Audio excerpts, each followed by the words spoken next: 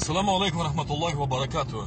Assalamu alaikum урматтуу достор, урматтуу агайын туугандар. Мына бул шаарыбыздагы жаңы патрулдук милиция кызматы абдан жакшы иш алып барууда. Эгер күбө болгон болсоңуздар, мен шаардагы таксист катары көргөн нерсени билгендерим айта турган болсом, аз күндүн ичинде башталган патрулдук милициясы абдан жакшы жыйынтыктарды көрсөтүүдө. Эл тыгын болгон жерлерди таркатып, ал жерлерди тазалап койду. Мына ол баарыбызга белгилүү болгон легендарлуу бардак жерлерибиз бар. Мына ол Араванскийдеги остановканы аябай сонун тазалап койду. Элдерди кадимкидей остановканын ичине кубалап киргизип, остановканын алдындагы таксилерди жок кылып, ошол жерге магазинге, аптекага, памперске, ошондой эле нанга, гүлгө токтогон бир дагы машиналарды койдурбай атат. Эгер патрулдук милициясы жок эле коюп койгон, өз башымчалык кылып коюп койгондорду, албетте патрулдук милициясы ордунда токтоткон жеринде эле протокол түзүп, колдоруну карматып жатат. Менимче бул иш жакшы эле башталды. Менимче дагы аягына чейин жакшы результаттар көрсөтөт деп ишенем.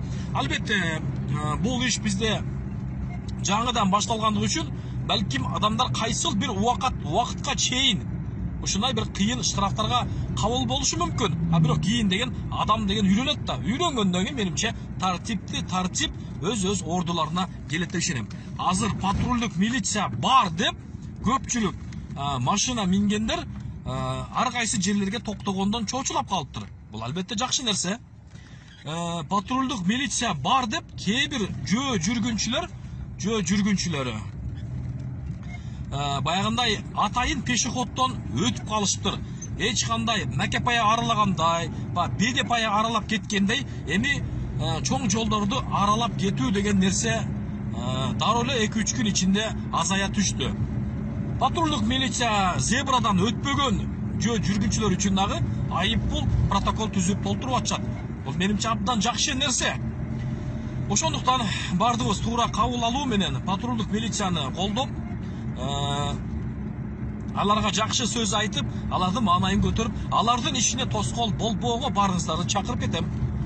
Ошондуктан иштеп жаткан ушул тармактын сотрудниктерине абдан чоң ийгиликтерди каалайбыз.